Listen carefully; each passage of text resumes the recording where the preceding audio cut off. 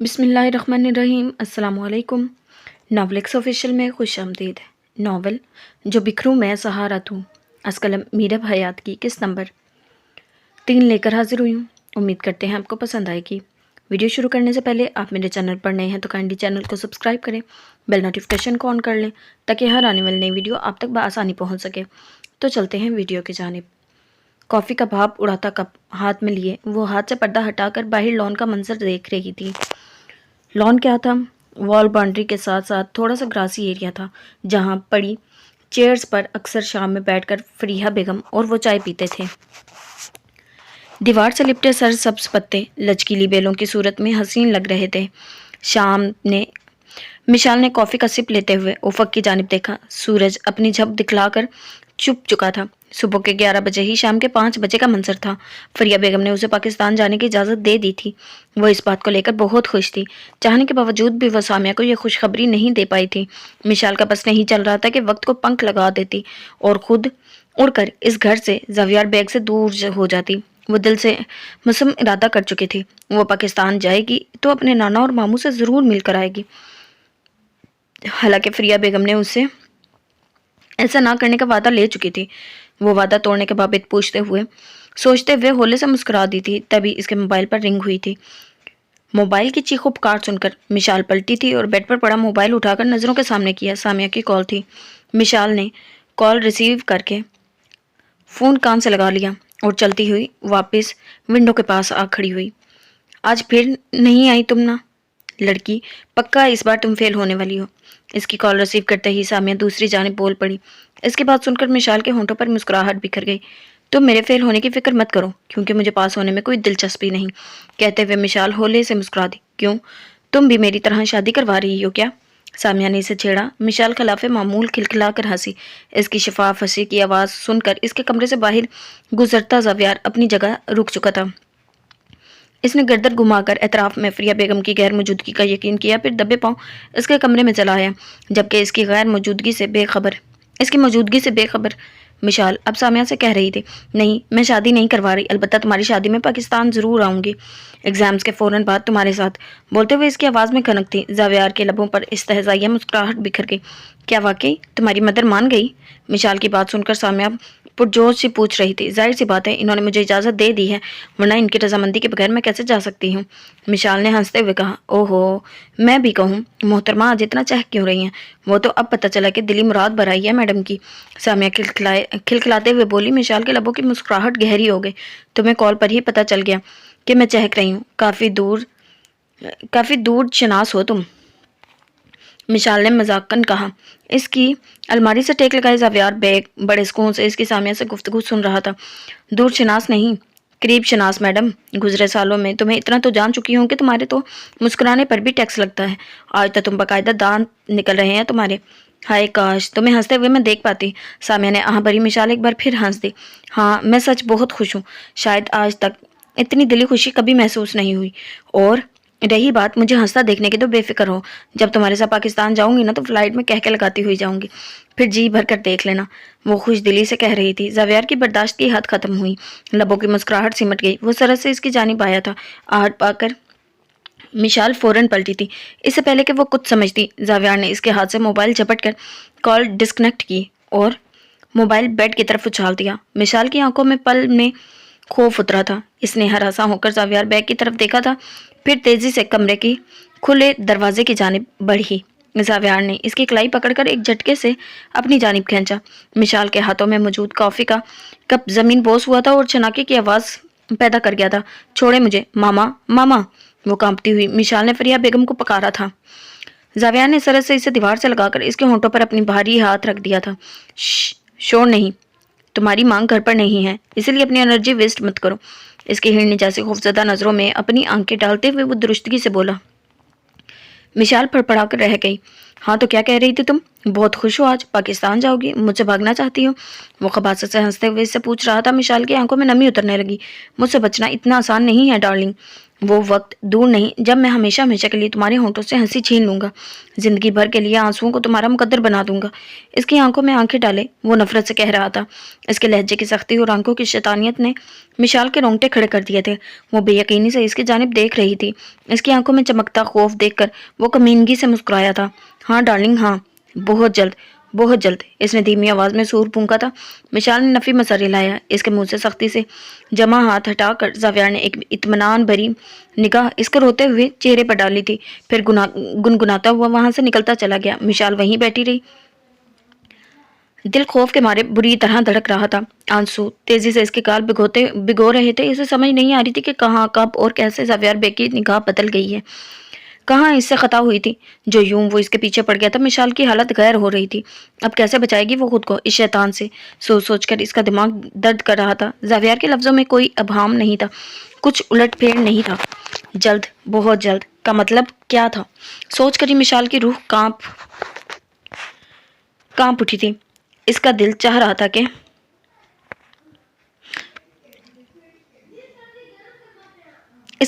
تھا کہ کہیں دور، بہت دور زمین کی 7ویں تہہ میں جا کر کہیں چھپ جائے۔ آنسو صاف کر کے وہ کھڑی ہوئی تھی اور سرحد سے آگے بڑھ کر اپنے کمرے کا دروازہ بند کر لیا تھا۔ اگر زاویار بیگ نے اسے دھمکی دی تھی تو وہ اسے پوری کرنے کی ہمت بھی رکھتا تھا۔ مشال کے لیے اس کے شکنجے سے بچنا بہت مشکل تھا۔ بیڈ پر سمٹ کر بیٹھتے ہوئے وہ جو سوچ تیزی سے اس کے ذہن میں آئی تھی وہ یہی تھی کہ وہ فریہ بیگم کو سب کچھ بتا دے۔ کم از کم پاکستان جانے تک تو شاید وہ محفوظ رہ جاتی۔ ہاں، وہ فریہ بیگم کو سب بتا دے گی۔ مشال نے دل ہی دل میں مصمم ارادہ کر لیا تھا۔ اپنے فل فرنشڈ فلیٹ کے بیڈ روم میں صوفے پر لیٹنے کے سے انداز میں بیٹھا وہ سگریٹ کے کش لگا رہا تھا۔ 5 سال پہلے اس نے CSS کر کے ASP کا چارج سنبھالا تھا، پھر محض 3 سالوں میں اپنی بہترین کارکردگی کے باعث وہ SP کے عہدے پر فائز ہو چکا تھا۔ 2 سال پہلے تک وہ فاروقی ہاؤس میں ہی رہائش پذیر تھا، مگر بڑے عہدے کے ساتھ ہی اس کی ذمہ داریوں میں بھی اضافہ ہوا تھا اور مصروفیات میں بھی۔ پچھلے 2 سال سے اس کی پوسٹنگ شہر سے دور یہاں کے قریبی علاقے میں تھی۔ رات کی تاریکی میں اس کے پورے فلیٹ میں وہ تھا اور اس کی تنہائی۔ اسے اپنے سر میں شدید درد محسوس ہو رہا تھا، مگر کوئی پین کلر لینے کی بجائے وہ سگریٹ پر سگریٹ پھونک رہا تھا۔ آغا جان اور اکرام صاحب کی پشت پناہی حاصل کر کے اگر تم یہ سمجھ رہی ہو کہ اس گھر کی بہو بن جاؤ گی تو یہ تمہاری سب سے بڑی بھول ہے۔ امو جان کی تلخ تنفر سے بھرپور دل کو چیرتی ہوئی آواز زیغم نے ایک پل کو اپنی سلگتی ہوئی آنکھیں موند لی۔ اس کے دل کی عجیب حالت ہو رہی تھی، کہیں درد سا جاگ رہا تھا، وہی درد جو ہمیشہ گھر سے آنے کے بعد وہ پچھلے 2 سال سے اس بند کمرے میں محسوس کیا کرتا تھا۔ میں بہت اچھے سے جانتی ہوں کہ آپ اور زیغم مجھ سے شدید نفرت کرتے ہیں۔ بھیگی مترنم آواز، درد بھری آواز۔ زیغم نے بے چین ہو کر آنکھیں کھولی۔ سلگتی ہوئی سگریٹ اس کی انگلیاں جلا گئی تھی۔ ایش ٹرے میں وہ راکھ ہوتی سگریٹ مسل کر اس نے ایک اور سگریٹ جلائی۔ اندر کی آگ مزید پھیل رہی تھی۔ کیوں سوچ رہا تھا وہ اس قدر؟ ضرورت ہی کیا تھی سوچنے کی؟ اس نے خود کو ڈپٹا، مگر ڈانٹنا ڈپٹنا کچھ کام نہیں آ رہا تھا۔ دل جانے کیوں آج ضد لگا رہا تھا۔ وہ اٹھ کر کمرے میں ٹہلنے لگا۔ اب کھڑی کھڑی میرا منہ کیا دیکھ رہی ہو؟ نکلو یہاں سے۔ امو جان نے اسے دھکا دیا تھا۔ زیغم نے بے بس ہوتے ہوئے اپنا سینہ مسلا۔ اس کا نرم وجود اس کے سینے کا سہارا لیے کانپ رہا تھا۔ نشال، زیغم کے لبوں سے اس کا نام ادا ہوا تھا۔ بے تابی میں اضافہ ہوا تھا۔ اگلے ہی پل اس کے ہاتھ میں کین کے انداز میں فون کی موبائل کی اسکرین پر حرکت کر رہے تھے۔ نمبر ڈائل کر کے اس نے فون کان سے لگایا اور بیڈ پر بیٹھ گیا۔ بیل ہو رہی تھی مگر کال ریسیو نہیں کی گئی۔ وہ فون کان سے لگائے بیڈ پر سیدھا لیٹ گیا۔ کثرت سے سگریٹ نوشی کرنے کے باعث اس کے حواس جھنجھلا رہے تھے۔ چہرے کی رنگت حد سے زیادہ سرخ ہو رہی تھی۔ کھوئے کھوئے اعصاب سنبھالتے ہوئے وہ فون کے اسپیکر سے ابھرتی آواز پہچاننے کی کوشش کر رہا تھا۔ کال ریسیو کر لی گئی تھی۔ نیند میں بھاری ہوتی آواز اس کا گلا بیٹھا ہوا تھا۔ شاید وہ بہت زیادہ روتی رہی تھی۔ ہیلو ہیلو وہ بول رہی تھی مگر زیغم خاموش تھا۔ زیغم کی کوئی جواب نہ پا کر کچھ دیر کو دوسری طرف خاموشی تھی۔ زیغم سیدھا ہو کر بیٹھ گیا۔ تبھی نشال دھیمی آواز میں بڑبڑائی، زیغم آپ ہیں؟ اس کے یوں پہچان لینے پر وہ ہوش میں آیا تھا۔ فون کان سے ہٹا کر اس نے حیرت سے اسکرین پر ڈائل ہوا نمبر دیکھا تھا۔ نمبر اس کے موبائل میں سیو نہیں تھا، اس نے خود ڈائل کیا تھا۔ زیغم نے لہو رنگ ہوتی آنکھوں سے موبائل کی اسکرین کو گھورا۔ اسپیکر سے آواز ابھر رہی تھی، ہیلو ہیلو زیغم۔ اشتعال کی ایک شدید لہر اس کے رگوں میں سرایت کر گئی تھی۔ کب یاد ہوا تھا اسے وہ نمبر؟ کیسے اس کے ذہن میں محفوظ ہو گیا تھا؟ اور کیوں ملایا تھا اس نے نشال الوی کا نمبر اپنے آپ سے پوچھتے ہوئے اس نے غصے میں آ کر ہاتھ میں پکڑا موبائل سامنے دیوار پر پوری قوت سے مارا تھا۔ ہاتھوں میں سر گرا کر وہ زمین کو گھورنے لگا۔ کیا سوچ رہی ہوگی وہ؟ زیغم اجلال نے اس وقت کال کیوں کی تھی؟ کیا وہ اسے یاد کر رہا تھا یا وہ اسے سوچ کر بے چین ہو رہا تھا؟ کیا اب سکون مل گیا تھا یا اب قرار آ گیا تھا؟ سوالات کی بوچھار تھی جن سے زیغم کا دل گھٹنے لگا تھا۔ زیغم نے ایک نظر زمین پر ٹوٹے ہوئے موبائل کو دیکھا جس میں نشال کی آواز آنا بند ہو چکی تھی، مگر اسے یوں لگ رہا تھا وہ پوری آواز پورے کمرے میں گونج رہی ہے۔ ایک بار پھر وہ سلگ رہا تھا، اذیت سے دوچار ہو رہا تھا، اسی لیے تو وہ گھر نہیں جانا چاہتا تھا۔ واپس آ کر وہ اپنی حواس کھونے لگتا تھا، نئے سرے سے تکلیفوں سے آشنا ہونے لگتا تھا۔ وہ جانتا تھا نشال الوی اس کے لیے کیا ہے، مگر وہ سب جاننے کے باوجود صرف ایک حقیقت مانتا تھا، صرف ایک سچ جانتا تھا، اور ہر بار خود کو اسی حقیقت سے روشناس کروایا کرتا تھا۔ اسے نشال الوی سے نفرت ہے، صرف نفرت، شدید نفرت۔ وہ آج پھر خود کو یاد دہانی کروا رہا تھا، ہمیشہ کی طرح آج پھر اس کا دل اس سب کے درمیان خاموش رہا تھا۔ شاید یہ بھی دل کی ناراضگی کا ایک انداز تھا کہ جب اس کی دعائیاں سنی نہ جائیں وہ منہ بسوڑ کر بس دھڑکتا رہتا ہے۔ اسے یقین تھا کہ وہ زیغم اجلال ہی تھا، وہ کچھ بولا نہیں تھا، آواز نہیں سنی تھی اس نے، مگر پھر بھی نشال الوی کو یقین تھا کہ رات کی آخری پہری سے کال کرنے والا کوئی اور نہیں، زیغم اجلال ہی تھا۔ وہ رات سے کتنی بار موبائل دیکھ چکی تھی مگر دوبارہ اس نمبر سے کال نہیں آئی تھی، اور خود سے کال کرنے کی غلطی نشال نے ہرگز نہیں کی تھی۔ مبادہ وہ سچ میں زیغم اجلال ہی ہوتا اور اس کی کال کرنے پر اس کو ڈپٹ ہی دیتا۔ موبائل کو اپنے ہاتھ کی انگلیوں میں گھماتے ہوئے وہ اپنے کمرے میں ٹہل رہی تھی، انداز میں بے چینی تھی۔ لو، میں نے تمہیں کہا تھا نا محترمہ، جلے پیر کی بلی کی طرح کمرے میں چکر کاٹ رہی ہوگی، وہی ہوا نا۔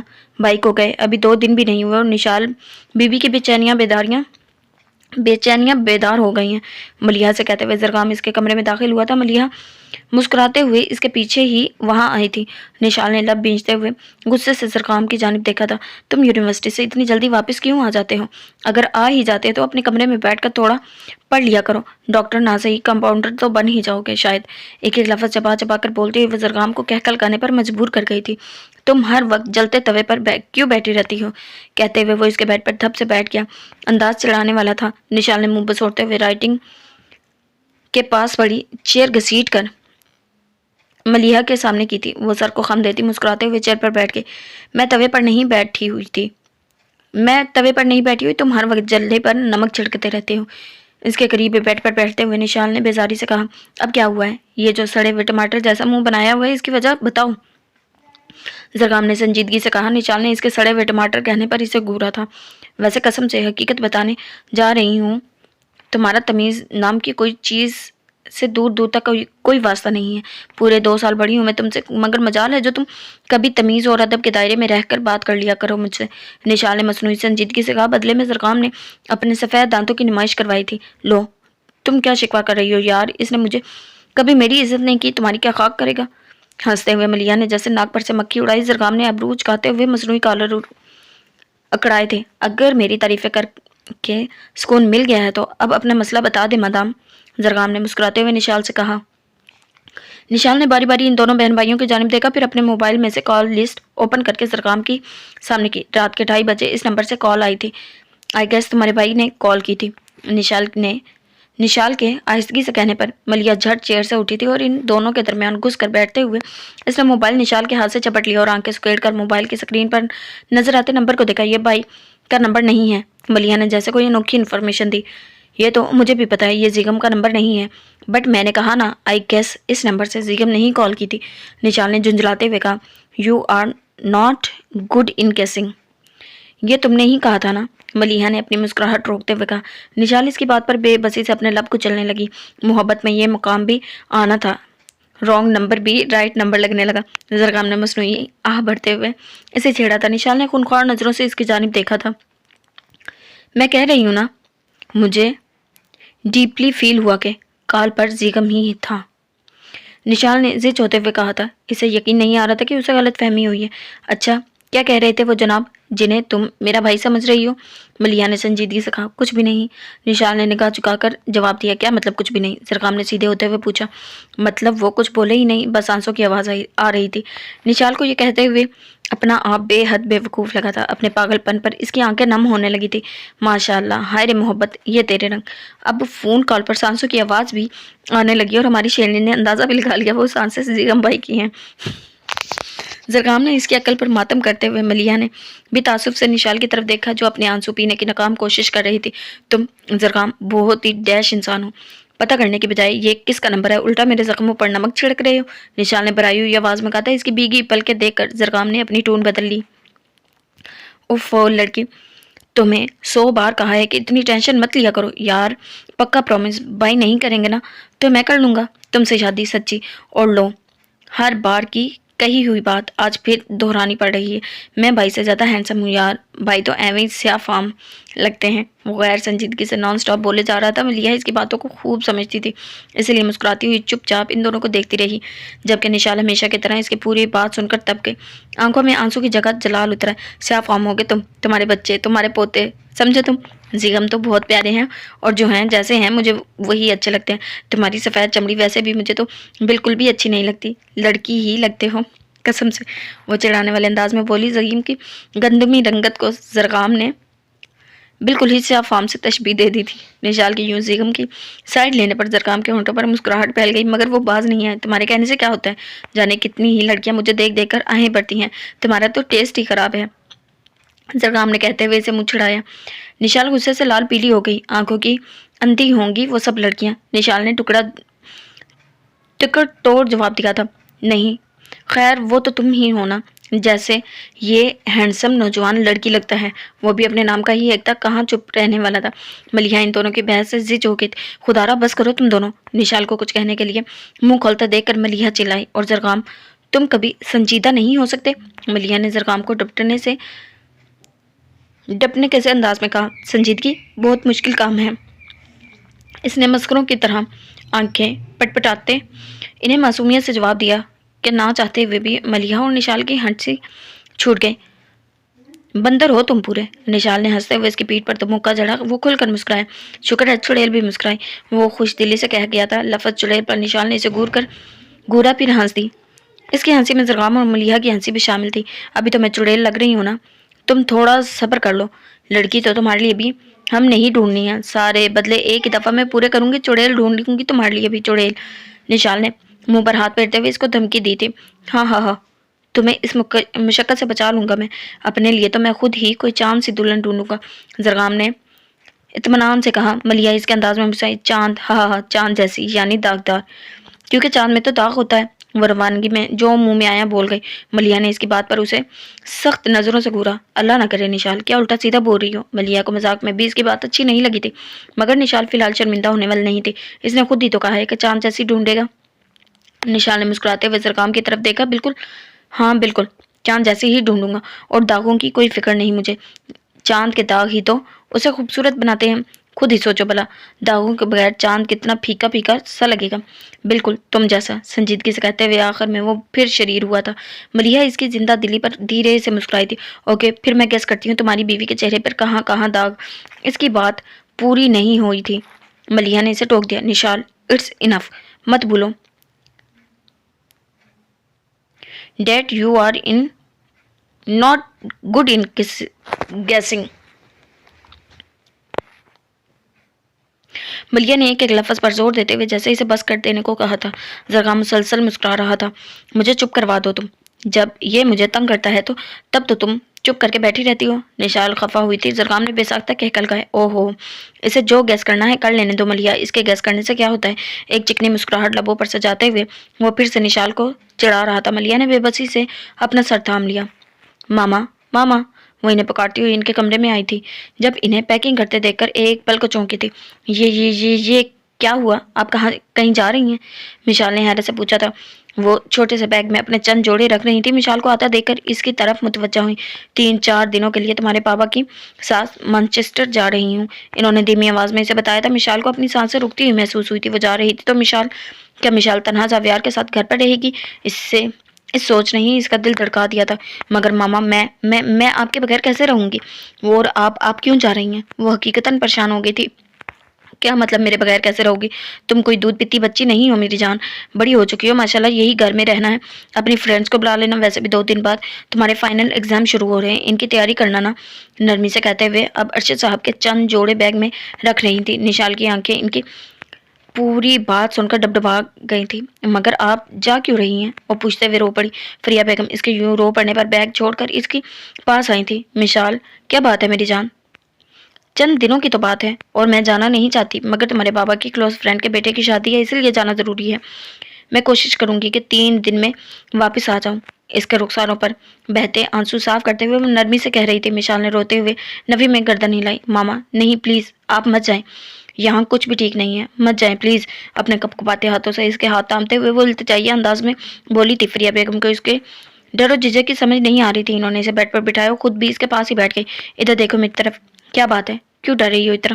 مجھے بتاؤ کیا پرابلم ہے؟ اس کی ٹھوڑی چوتے ہوئے محبت سے پوچھ رہی تھی۔ مشال نے ہراساں ہو کر کمرے کے کھلے دروازے کی طرف دیکھا، کہیں زاویار تو آس پاس موجود نہیں، مگر ان کے دروازے کے باہر کوئی نہیں تھا۔ زاویار بھی شاید گھر سے باہر تھا۔ ماما، وہ زاوی بھائی اور ان کے دوست وہ ٹھیک لڑکے نہیں ہیں، مجھے ان سے بہت ڈر لگنے لگا ہے، ان کے ارادے ٹھیک نہیں ہیں۔ بار بار دروازے کی طرف دیکھتے وہ روتی ہوئی بولتی، ان کے سر پر بم پھوڑ رہی تھی۔ مشال، ان کے لب پڑپڑائے تھے۔ میں سچ کہہ رہی ہوں ماما، زاوی بھائی بالکل، زاوی بھائی بلکہ انہیں تو بھائی کہنا بھی لفظ بھائی کی توہین ہوگی۔ ان کی نگاہ بدل چکی ہے ماما، اب پلیز مت جائیں، یا پھر مجھے اپنے ساتھ ہی لے کر جائیں پلیز ماما۔ مشال نے ڈرتے ڈرتے کہا۔ کنگ بیٹھی فریہ بیگم یک ٹوک اس کی جانب دیکھ رہی تھی، جیسے انہیں اس کی بات پر یقین نہیں آ رہا۔ ماما آپ سن رہی ہیں نا؟ مشال نے ان کا کندھا ہلایا۔ وہ ہوش میں آ چکی تھی، فوراً ہاتھ بڑھا کر اس کی کلائیاں دیکھنے لگی۔ کب سے محسوس ہو رہا ہے تمہیں ایسا؟ مجھے بتاؤ مشال، کیا کچھ کیا تو نہیں اس نے تمہارے ساتھ؟ کچھ کہا تو نہیں؟ وہ اس کے رخساروں کو چھوتے ہوئے بےتابی سے پوچھ رہی تھی۔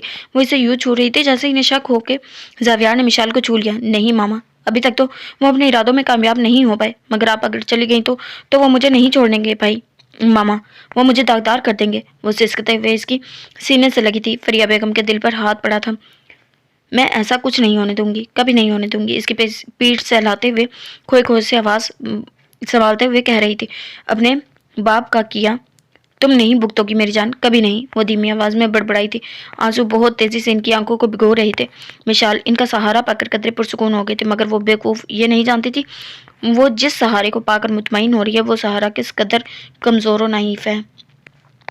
کتنی بار کہا ہے خود پر کنٹرول کر لیا کریں، مگر نہ جی، جہاں کوئی میٹھی چیز نظر آ جائے فوراً ٹوٹ پڑتے ہیں، جیسے پہلے کبھی ملی ہی نہ ہو۔ ان کے پاس بیٹھتی وہ انہیں ڈپٹ رہی تھی، آنکھوں میں موٹے موٹے آنسو چمک رہے تھے۔ آغا جان عبد الرحمن فاروقی اس کا لال ببو کا چہرہ دیکھ کر مسکرا دیا۔ آج شام میں وہ اپنے دوستوں سے مل کر واپس آئے تو کچن میں پانی پینے چلے گئے، بس پھر پانی پینے کی بجائے فریج میں رکھی رس گلوں سے بھری پوری پلیٹ پر ہاتھ صاف کیا تھا انہوں نے، اور نتیجتاً ان کی شوگر اتنی بڑھ گئی تھی کہ اکرام صاحب کو ہاسپٹل سے جلدی واپس آنا پڑا، اور اب گہری ہوتی رات کے ساتھ سب اپنے اپنے کمروں میں چلے گئے، مگر وہ اور زرگام ان کے پاس ہی بیٹھے ہوئے تھے۔ یہ دانتوں کی نمائش کروانے سے کچھ نہیں ہونے ہوگا، سمجھے آپ؟ اگر ابھی آپ کی طبیعت سنبھلی نہ ہوتی نا تو پھر دیکھتے آپ کی میں کیا کرتی ہوں۔ وہ ہنوز غصے میں تھی۔ اگر طبیعت سنبھلی ہی نہ ہوتی تو بھلا میں کچھ بھی کیسے دیکھتا پاگل، انہوں نے ہنستے ہوئے کہا تھا۔ وہ مزید تب کے زرگام آج خلاف معمول سنجیدہ تھا، اور حیرت انگیز بات یہ تھی کہ وہ خاموش بھی تھا، اور ورنہ صورتحال جو بھی ہو اس کی لمبی زبان کبھی نہیں رکتی تھی۔ میں بتا رہی ہوں آغا جان، اگر آپ کو کچھ ہوا نا تو ایک قبر میری بھی بنے گی قبرستان میں، اکیلے نہیں جانے دوں گی آپ کو۔ غصے سے کہہ کر وہ پھوٹ پھوٹ کر رو دی۔ آغا جان سیدھے ہو کر بیٹھے۔ زرگام نے اپنی سرخ پڑتی آنکھیں جھکا لی تھی۔ اوہو، کچھ بھی نہیں ہوا مجھے، نہ ہی میں ابھی چند سالوں تک ہونے والا ہے لاڈلی۔ ابھی تو میں نے زیغم اور زرگام کی، تمہاری اور ملیحہ کی شادیاں بھی کرنی ہیں، اتنی جلدی نہیں مرنے والا۔ اسے اپنے سینے سے لگاتے ہوئے ہنستے ہوئے کہہ رہے تھے نشال، اور شدت سے روتی۔ زرگام چپ چاپ بیٹھا زمین کو گھو رہا تھا۔ آپ ہی تو ہمارا حوصلہ ہے آغا جان، آپ ہی تو ہماری ہمت ہے، اگر آپ کو کچھ ہو گیا تو آپ کی نشال ٹوٹ کر بکھر جائے گی آغا جانی، بکھر جائے گی۔ ان کے سینے سے لگی وہ بھرائی ہوئی آواز میں کہہ رہی تھی۔ زرگام نے اپنے لب بھینچ لیے تھے۔ وہ ابھی آج عبد الرحمن فاروقی صاحب کی بگڑتی حالت دیکھ کر پریشان ہو گیا تھا۔ ارے کہہ رہا ہوں نا کچھ نہیں ہونے والا مجھے، اور تمہارے ماموں تو ڈاکٹری بھولتا جا رہا ہے، یہ میرا پوتا بنے گا نا ڈاکٹر، تو بس پھر میری شوگر کو मार भगाएगा, फिर मैं अपने परपोते भी खिलाऊंगा। नरमी से मुस्कुराते हुए इन्होंने खामोश बैठे जरगाम को छेड़ा। जरगाम ने खफगी से इनकी जानिब देखा, जबकि इसकी बात पर निशाल रोते रोते हंस पड़ी। बस बन गया ये डॉक्टर, हमेशा की तरह इस बार भी वो कहने से बाज नहीं आई। निशाल के कहने पर जरगाम के लबों पर भी मुस्कुराहट बिखर गई। तो तुम तो हमेशा मुझसे ही और मेरी जहानत से ही जलती रहना बस। वो अपने मजाज के खिलाफ जाकर आखिर कब तक चुप रह सकता था। सो फौरन जवाब दिया, तुमसे तो मेरी जूती भी नहीं जलती। आए बड़े डॉक्टर, इसे मुंह चढ़ाते हुए निशाल ने जवाबी कार्रवाई की। हाँ, तुम्हारी जूती नहीं जलती, क्योंकि तुम जो जलती हो वो भी पूरी की पूरी। आगा जान को आंख मारते हुए पुरसुकून सा बोला, जबकि आगा जान अब इत्मीनान से बैकग्राउंड से टेक लगाए बैठे इनकी नोकझोंक से लुत्फानंदोज हो रहे थे।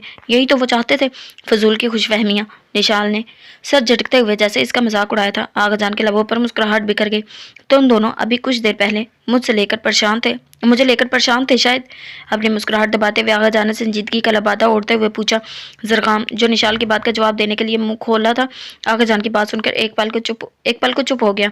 इसको यूं चुप होता देखकर निशाल खिलखिलाकर हंसती थी। अगले ही पल इसकी हंसी में आगा जान और जरगाम की हंसी भी शामिल थी। तभी आगा जान के मोबाइल पर रिंग हुई। जरगाम ने साइड टेबल से इनका मोबाइल उठाकर देखा। जरगाम के लबों की मुस्कुराहट गहरी हुई थी, आंखों में शरारत चमक गई थी। आपके बड़े पोते को हवाई सिग्नल मिल गए हैं, शायद कि आपकी तबीयत नासाज है। कॉल आ रही है जनाब, मुस्कुराते हुए लहजे में आगा जान को बताते हुए फोन इनकी तरफ बढ़ाया और शरीर निगाहों से निशाल की तरफ देखा था, जिसके चेहरे पर जिगम का नाम सुनकर एक रंग आकर गुजर गया था। आगा जान ने फोन जरगाम के हाथ से लेकर कॉल रिसीव की थी और फोन कान से लगाया, फिर कुछ सोचकर लाउड स्पीकर ऑन कर दिया। जरगाम और निशाल के लबों पर मुस्कुराहट दौड़ गई। अस्सलाम वालेकुम आगा जान। इसकी भारी दिलकश आवाज़ फोन के स्पीकर से उभरी थी। निशाल नजरें झुकाकर अपने हाथों को घूरने लगी। वालेकुम अस्सलाम, कैसे हो? आगा जान ने बोलते हुए अपनी आवाज़ को हतुल-इम्कान हसास रखने की कोशिश की थी। मैं ठीक हूँ अल्हम्दुलिल्लाह, बस आपकी तरफ से दिल परेशान हो रहा था, बहुत याद आ रही थी आपकी, सोचा आपसे बात ही कर लूँ। डिस्टर्ब तो नहीं किया मैंने?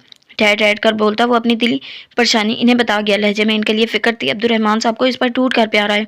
वो इनसे दूर था, मगर इसका दिल इनकी तबीयत खराबी की खबर पा गया था। एसपी साहब, अपनी औलाद से बात करते हुए कौन डिस्टर्ब होता है? इन्होंने इसकी आखिरी बात का बुरा मनाते हुए इस पर चोट की थी। दूसरी तरफ वो इनकी खफगी भरी आवाज़ सुनकर होले से हंसा था, दिल मोह लेने वाली हंसी जिसने निशाल का दिल धड़का दिया था।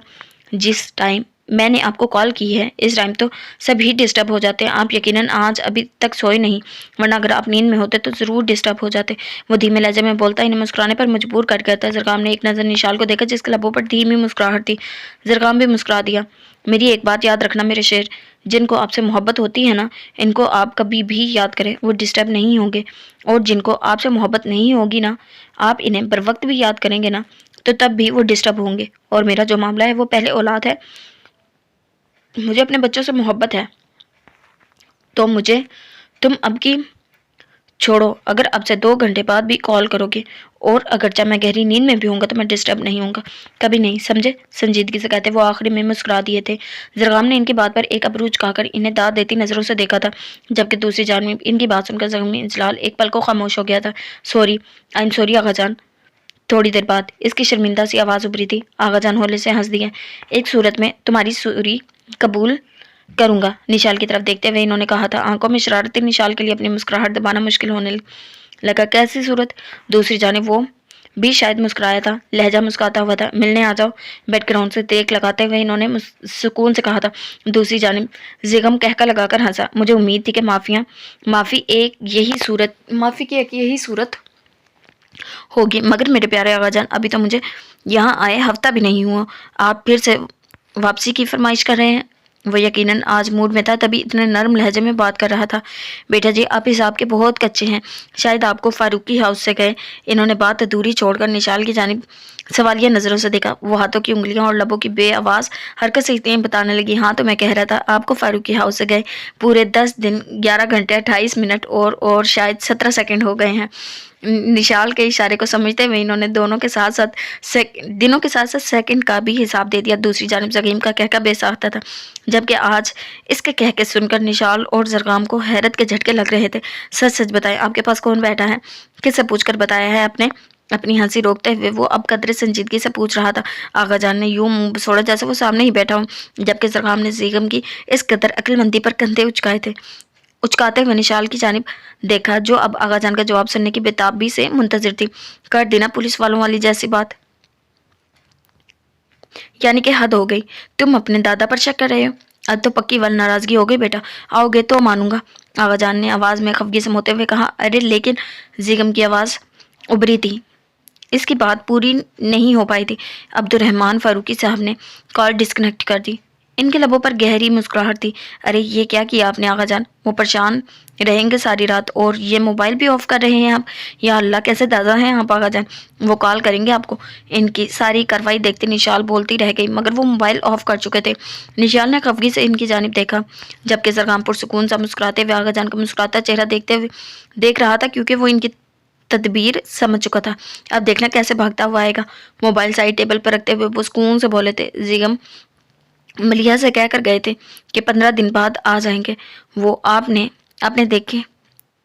دیکھے کیا کیا، رات کے 2 بجے انہیں پریشان کر دیا۔ نشال کے انداز میں زیگم کے لیے فکر تھی۔ ہو جانے تو پریشان، ابھی 15 دنوں میں 5 دن باقی ہیں، اور 5 دن بعد ہوتے ہیں، 5 دن بہت ہوتے ہیں۔ اچھا ہے پریشان ہوگا تو جلدی آ جائے گا، نالائق، بڑا افسر لگا ہے وہ۔ گھر والوں کو اپنی شکل دیکھنے سے بھی ترسا رکھا ہے اس نے۔ اور لینے تو ذرا اس بار علاج کر کے بھیجوں گا۔ انہوں نے اطمینان سے نشال کی بات کا جواب دیا۔ آغا جان کے لہجے میں زیگم کے لیے کوئی رعایت نہیں تھی۔ نشال ان کی شکل دیکھتی رہ گئی، جبکہ زرگام گنگناتا ہوا آغا جان کو آنکھوں سے اشارہ کرتا وہاں سے نکلتا چلا گیا۔ جاؤ بھائی تم بھی اپنے کمرے میں جاؤ، نیند آ رہی ہے مجھے، ٹانگیں پھیلاتے ہوئے انہوں نے بے نیازی سے کہا۔ نشال خفا ہو گئی ہو کر ان کے پاس سے اٹھی تھی اور تن فن کرتی اپنے کمرے میں چلی گئی۔ اس کے آنے کی خوشی میں دل بلیوں اچھل رہا تھا، مگر دوسری جانب وہ اس کی بے چینی کا سوچ کر پریشان ہو رہی تھی۔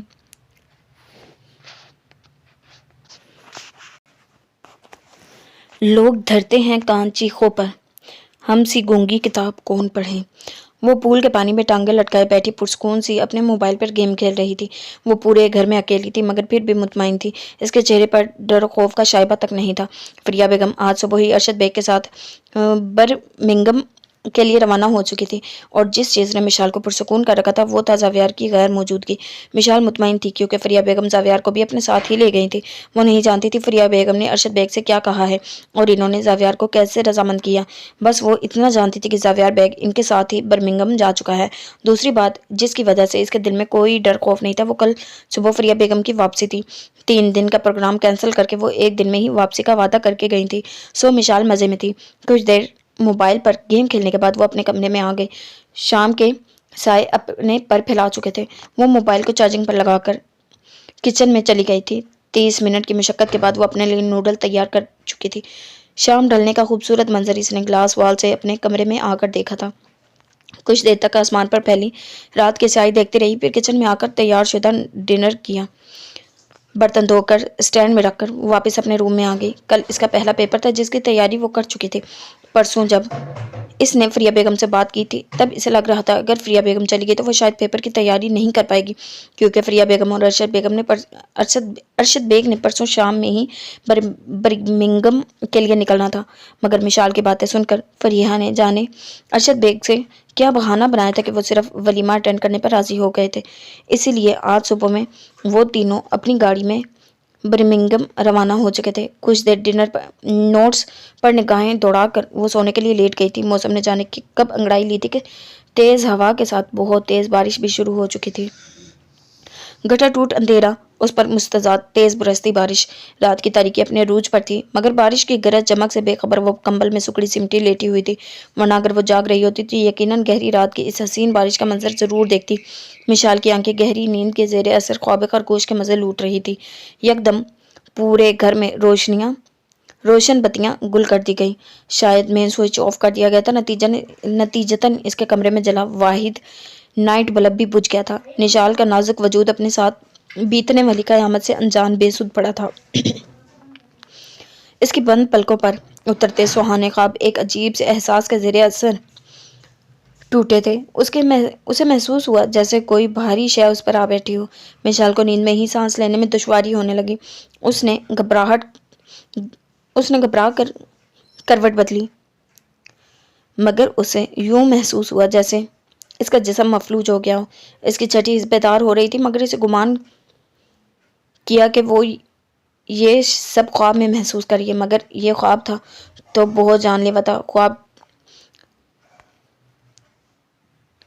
ख्वाब तोड़ने को उसने घबरा कर पलकें वाह करने की कोशिश की, मगर पलकों पर भी कुछ बोझ सा था, किसी की गर्म सांसों की तपिश उसे अपने चेहरे और गर्दन पर शिद्दत से महसूस हो रही थी। लम्हे के 1000वें हिस्से में इसे हवास बेतार हुए थे। कच्ची नींद की खुमारी से भारी होती आंखें पूरी खोलते हुए कमरे में फैले अंधेरे की परवाह किए बिना खुद पर झुके उस मर्द को पहचानने की कोशिश कर रही थी, जिसकी मकसद का अदराक मिशाल को इसके मजबूत हाथों की गिरफ्त से हुआ था। इसका नाजुक दिल डूब कर उभरा था। जावी भाई, उसके लब बड़बड़ाए थे, आंखें पानियों से भर गई थी। बिना वक्त जाया किए उसने अपनी पूरी जान लगाकर जावियार बेग को धक्का दिया था और बेड से नीचे उतरकर अंधाधुंध दरवाजे की तरफ भागी थी। बेड पर गिरा जावियार उससे भी ज्यादा फुर्ती से उठा था और इसके पीछे लपका, जो दरवाजे तक पहुंचने से पहले ही कमरे में पड़ी मेज से टकराकर जमीन पर गिर गई थी। एक भरपूर कहका लगाते हुए जावियार ने जमीन से उठती मिशाल को जा लिया था। मिशाल की सांसें रुकने लगी। मारे खौफ के इसका दिल पसलियां तोड़कर बाहर आने को तैयार था। अरे अरे, इतनी जल्दी भी क्या है मेरी जान? यूं भागोगी तो मेरी प्यास मजीद बढ़ाओगी, और नतीजा नतीजा तुम जानती ही हो कि मैं तुम्हारा क्या हश्र करूंगा। इसकी कमर में सख्ती से बाजू हुमाइल करके वो लाइटर की रोशनी में उसे वापस बेड पर ले आया, जबकि वो इसकी गिरफ्त से निकलने के लिए बुरी तरह मचल रही थी। मुझे छोड़ दें, खुदा के लिए मुझे जाने दें। वो बेबस थी, उससे तंतना नहीं दिखा सकती थी, इसलिए रोते हुए गिड़गिड़ाई थी। जावियार बेग इसकी सिसकियां नजरअंदाज करता दोबारा इस पर झुका था।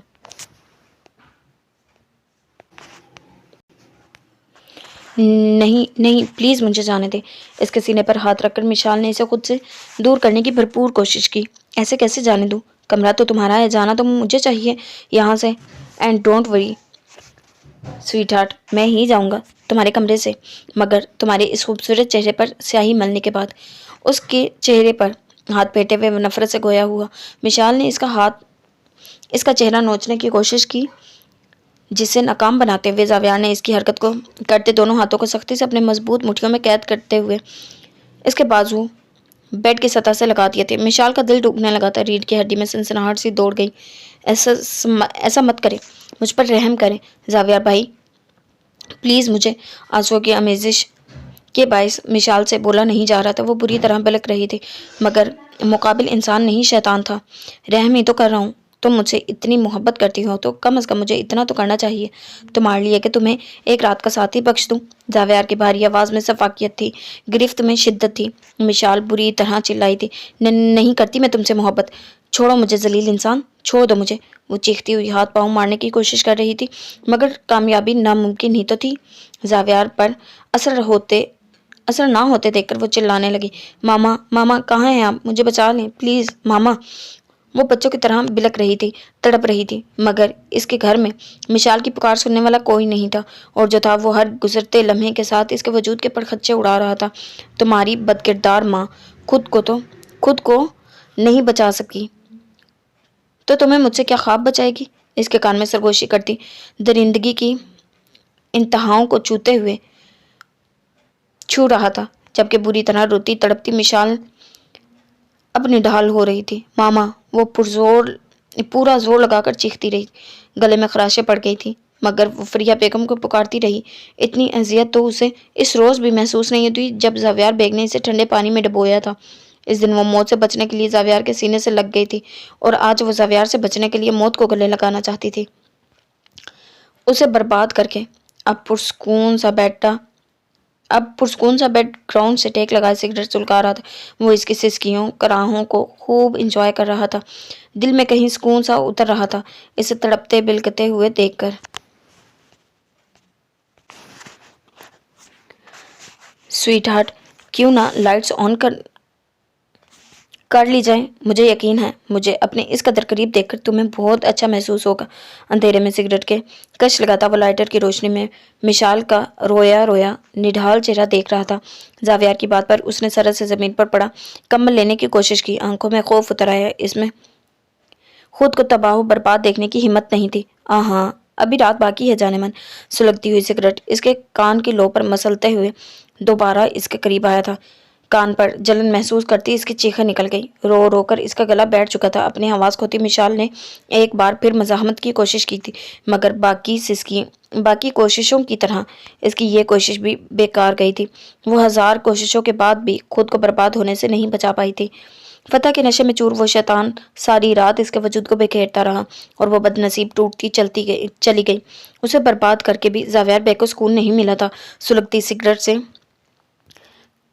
پہلے اس کی بائیں رخسار پر اپنے نام کا پہلا حرف زیڈ گندا کر ڈالا، پھر سراہی دار شفاف گردن پر چمکتا تل مٹانے کو بری بے دردی سے گردن پر بھی زیڈ لکھ ڈالا۔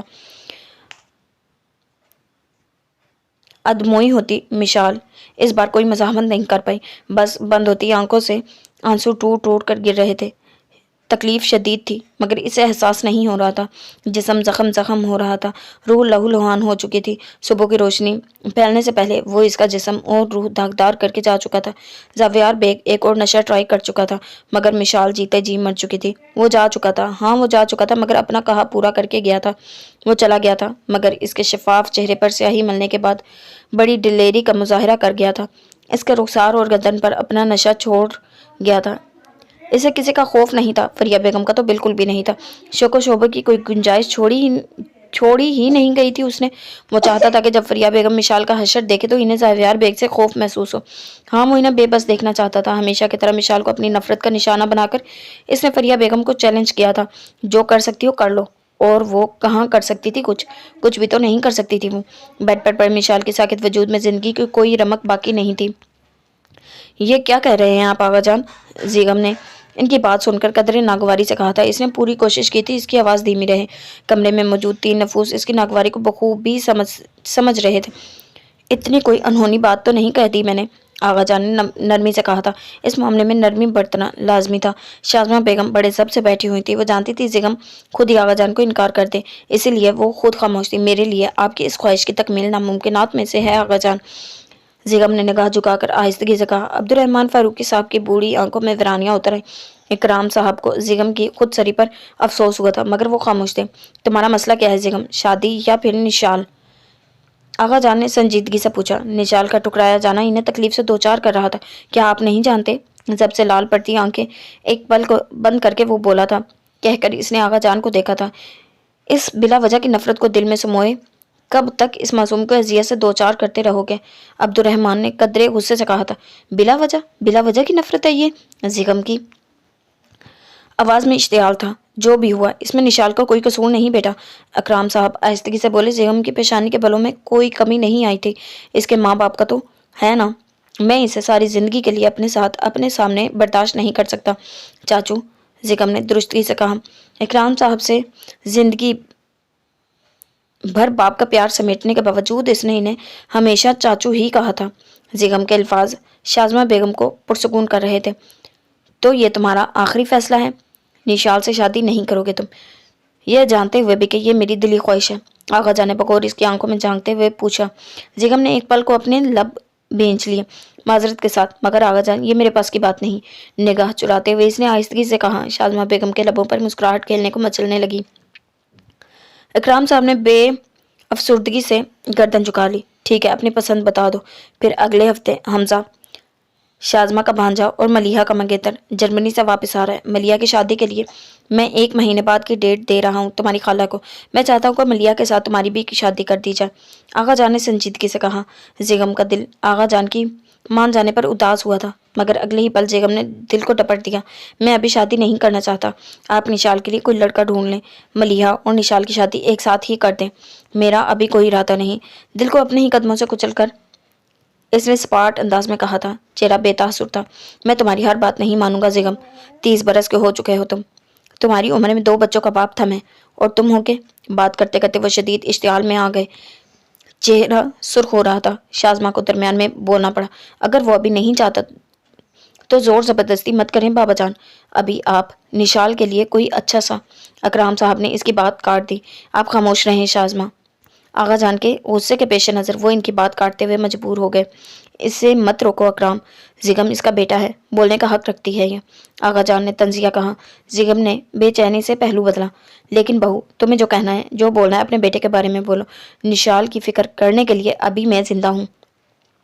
आगा जान ने धीमी मगर संजीदा आवाज़ में इन्हें बार आवर करवाया था। निशाल से इनका कोई ताल्लुक नहीं। अब्दुर्रहमान साहब की बात पर वो मुंह बसोड़ कर रह गई थी। अगर मैंने इनकार कर दिया है तो आप यूं नाराज़ हो जाएंगे मुझसे? इन्हें रुख मोड़ते बैठा देखकर जिगम ने कदरे नरमी से पूछा। आगा जान ने एक सुलगती निगाह इस पर डाली। मैं तुमसे नहीं, खुद से नाराज़ हूँ मेरे शेर। खुद पर अफसोस है कि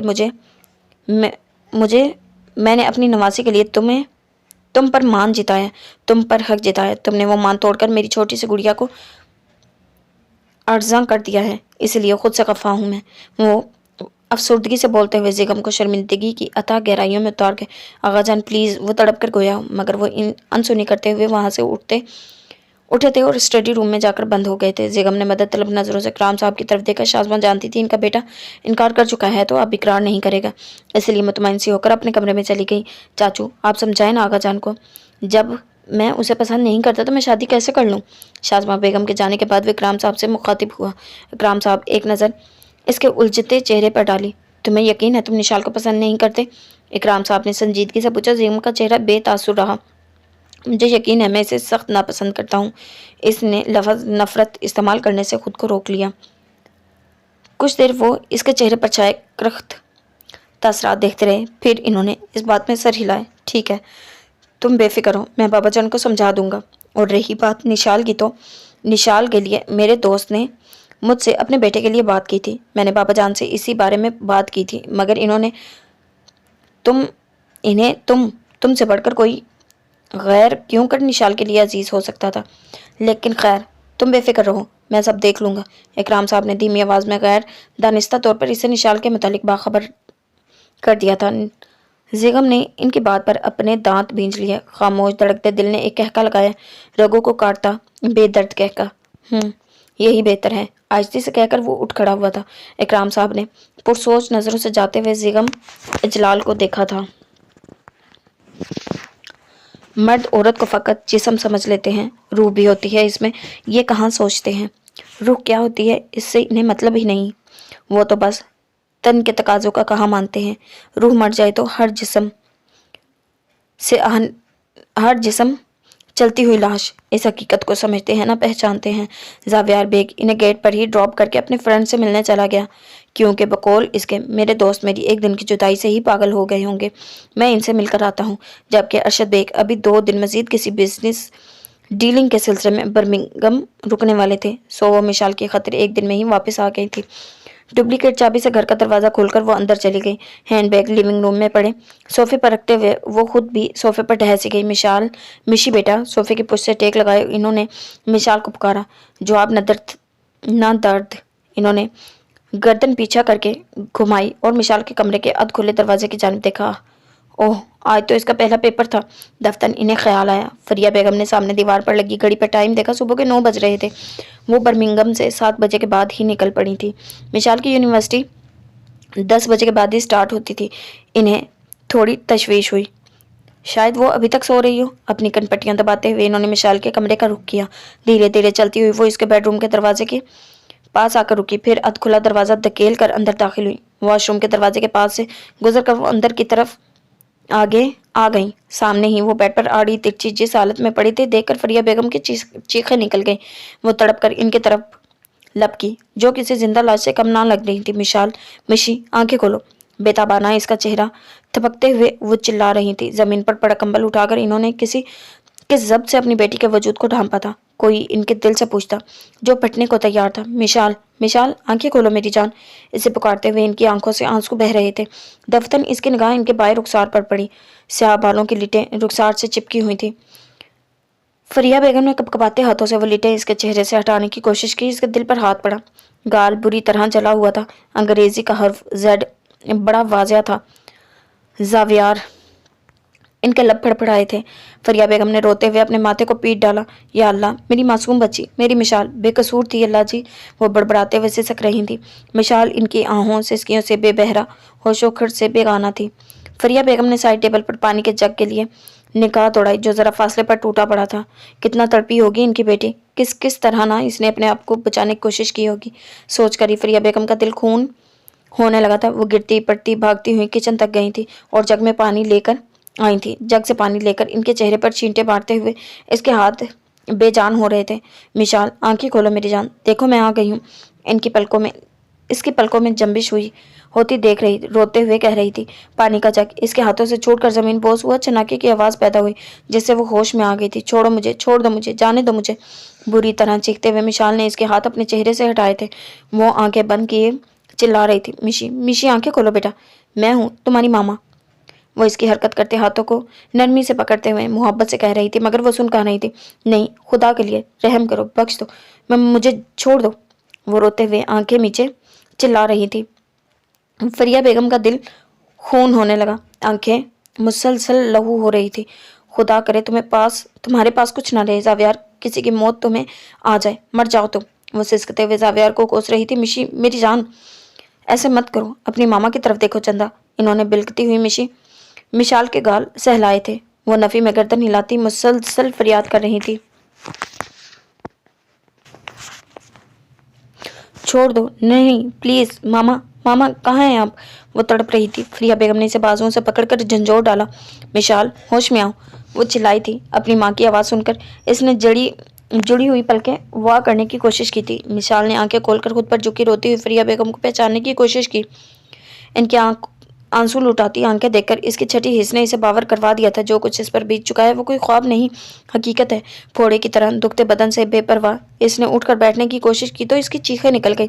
फरिया बेगम ने उसे सीने से लगाना चाहा तो वो बुतक कर पीछे हुई, हटी और बेड ग्राउंड से जा लगी। मेरे पास मत आओ, चले जाओ यहाँ से, वो हालांकि बल चीखी थी। बाएं गाल पर कुंदा जेड में ठेस सी उठी थी। गर्दन पर शदीद जलन का एहसास हुआ, मगर अपने जख्मों की परवाह किए बगैर अपने चेहरा कम्बल में छुपाने की कोशिश कर रही थी।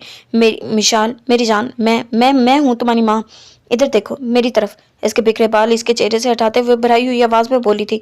मिशाल ने आंखें जरा सी खोल कर इनकी जानिब देखा। मामा, इसके लफ्ज लब फड़फड़ाए थे। अगले ही लम्हे वो तड़प कर इनके सीने से लगी। मामा आप कहाँ थी, क्यों नहीं आई आप? मैंने आपको सारी रात पुकारा मामा, मगर आप नहीं आई। क्यों नहीं आई मामा, क्यों नहीं आई? इनके सीने से लगी वो तड़प तड़प कर कहती। इनका दिल चीर रही थी। वो रोते हुए इसकी पीठ सहलाती रही। दिल गम से फट रहा था। मैंने आपको कहा था ना मत जाएं, आपने मेरी क्यों नहीं मानी मामा, क्यों चली गई आप? देखें, इसने मुझे लूट लिया मामा, मुझे नोच लिया। मेरा दम घुट रहा है, मुझे सांस नहीं आ रही, लग रहा है जैसे मैं मर जाऊंगी, मगर मुझे मौत भी नहीं आएगी मामा। वो दरिंदा, इसने मुझ पर रहम नहीं किया मामा, वो दरिंदा है। बोलते बोलते इसकी हिचकियाँ बन गई थी। फरिया बेगम को लग रहा था कि वो अपनी आवाज़ खो चुकी हैं। मिशी कुछ नहीं हुआ मेरी जान, कुछ भी नहीं हुआ। इसके आंसू नरमी से साफ करते हुए वो नफ़ी में सर हिलाते हुए इसे समझा रही थी। इसे इस फेज से बाहर निकालने का वक्ती तौर पर इनके पास जैसे कोई हल नहीं था। आपको क्या पता मामा, आपके पीछे क्या क्या हो गया। आपकी मिशाल मामा, वो मर गई, इसे मार दिया गया बाबा के बेटे ने, इसने मेरा कत्ल कर दिया मामा, मुझे मार दिया, मर गई मैं, अल्लाह काश मुझे मौत आ जाए। वो कहते हुए हज़ियानी हो रही थी। अपने बाल नोचते हुए वो बैन कर रही थी। अपना चेहरा पीटते हुए वो बायां गाल उधेड़ चुकी थी। मिशी रुक जाओ, मत करो मेरी जान। फरिया बेगम ने होश में आते हुए इसकी हरकत करते हाथ थामने चाहे, जिसका गला बहुत ज़्यादा रो चुकने के बाइस बैठ चुका था। मामा मुझे जहर ला दे, मेरा गला घोंट दे, मुझे मार दे मामा, मेरी हवास छीन ले मुझसे, प्लीज़ मुझे पागल हो जाने दें। ये होश, ये हवास मेरी रूह को काट रहे हैं। मुझे लग रहा है जैसे मेरा पूरा जिस्म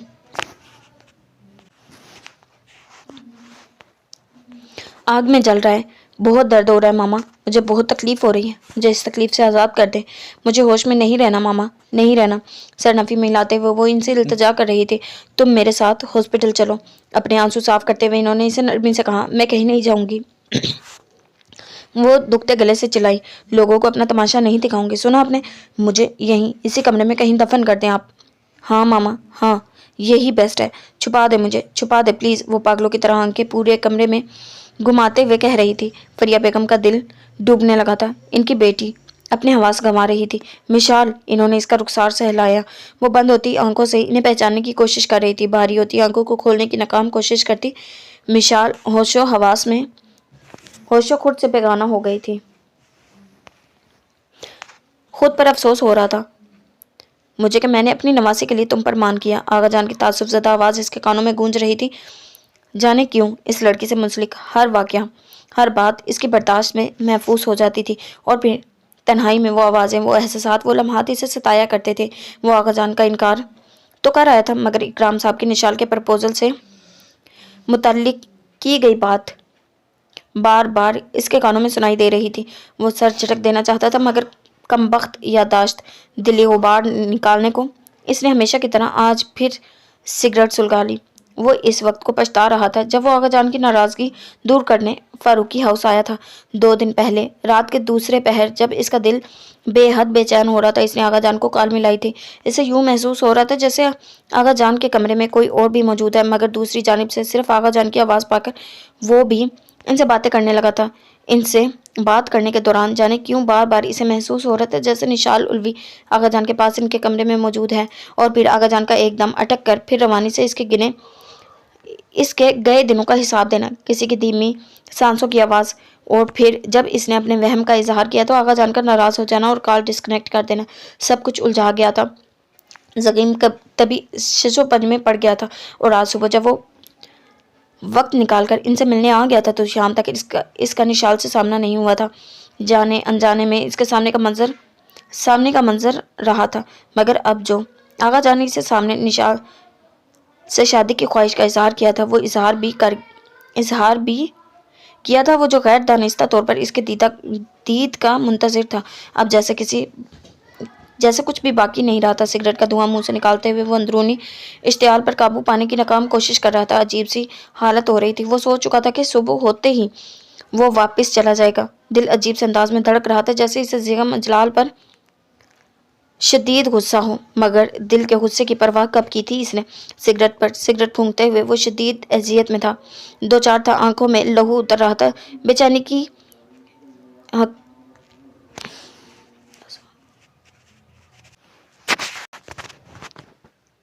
دل بے چین کی حکایتیں وہ سننا نہیں چاہتا تھا، مگر آج وہ چیخ چیخ کر بول رہا تھا، کبھی جب یاد آتے ہو تو بس تنہائی کے عالم میں سمجھائی کچھ نہیں دیتا، دکھائی کچھ نہیں دیتا۔ تمہاری آنکھوں کا جو عکس ہر پل میرے ساتھ رہتا ہے، تمہاری باہوں کا وہ لمس مجھے محسوس ہوتا ہے کہ جب سوچا ہوں میں تمہیں مجھ سے دور جانا ہے، مجھے سب کچھ ادھورا سا لگتا۔